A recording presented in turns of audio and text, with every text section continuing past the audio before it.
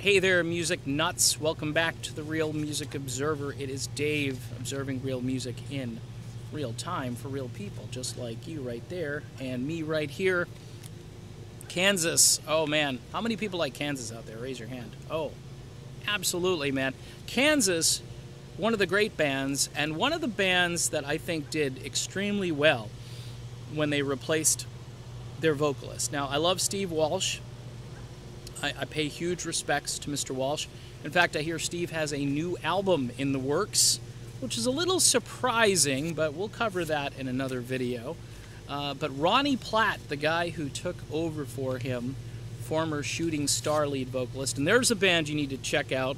I gotta do a Shooting Star video just to, I don't know, just because. It'll be a self-indulgent video. Some people won't even care who Shooting Star is, but their self-titled album, I think it came out in 1980. Wow, 80 or 81. I played that sucker front to back, sideways, and upside down. That was just, and it still is, really good music. So, let's talk about Kansas and their brand new album that's coming out. It's actually a live album as they celebrate 40 years of Leftoverture. The album is called Leftoverture Live and Beyond. Yes, it's Buzz Dave here. So the members of Kansas still aren't finished with this current tour, but they've already accumulated enough material on this tour for a live album, and they must be feeling pretty confident in the quality of those recordings, because on November 3rd, the release of Leftoverture Live and Beyond. Now, what's cool is they're releasing this as a double CD, if you want, all digital formats, of course, and a 4 LP vinyl box set, baby. Oh, bring on the vinyl. Of course, I don't have a vinyl player. They call it vinyl players now. Did you know that? They're not record players. They're not whatever. They're vinyl players. Especially overseas, they like to call them vinyl players. It's like, do you have a vinyl player, mate? No, but I've got a stack of records here. Can I drop them over here? So, anyway, the set list looks really good or impressive, or just the songs they decided to put on here. Icarus 2, Icarus 1, Point of No Return, which again, they're going to not just do Leftoverture stuff, they're going all over the map here. Paradox, Journey from Maria Braun, Lamplight Symphony, that's going way back. I think that might be the first album, first or second album. Dust in the Wind, Rhythm in the Spirit, The Voyage of 818 from their latest album, The Prelude Implicit. Oh, baby. That is one of the coolest songs. You got to go listen to that right now. I just stopped the video.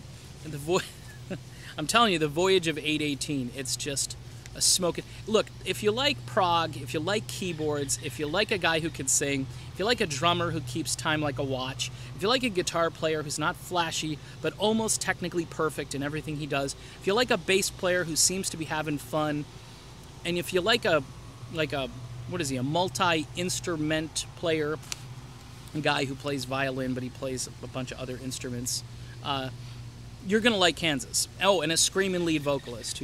Did I already mention him? I might have. All right, so let's move on. Section 60, Carry On Wayward Son, The Wall, What's on My Mind, Miracles Out of Nowhere, the Opus Insert, got to have the Opus Insert, Questions of My Childhood, Cheyenne Anthem, Magnum Opus, and the song Portrait He Knew, which is one of my all-time favorite Kansas tunes. Kansas, I think, did extremely well in keeping their sound and also releasing an album that was historically, I don't know, it just made sense. Rather than trying to reinvent themselves, what they did was they came out with an album that kind of said, okay, we're putting our foot down. This is who we are. This is what we do. Take it or leave it. And a lot of the fans took it because it was great material, and Ronnie Platt can sing his butt off, okay? Again, I love Steve Walsh, and I'll talk about Steve Walsh in the future. He does have a new album coming out, and when I get more details on that, I will spread the word. I think he's got at least one song that's kind of been released, or it's been played once, and I think it's on YouTube, and it's not bad. And Steve doesn't sound bad. He can still hit notes. It's just the quality of his voice hitting those notes versus Platt, who hasn't quite spent his entire vocal arsenal as of yet. So we shall see what the wear and tear does on Ronnie. He's not a spring chicken, but he sings like one. Anyway, I'm excited about this Kansas album. Again, Leftoverture, Live and Beyond. And I just like doing that. And we'll be back again with more real music real soon. We'll talk to you then. Take care.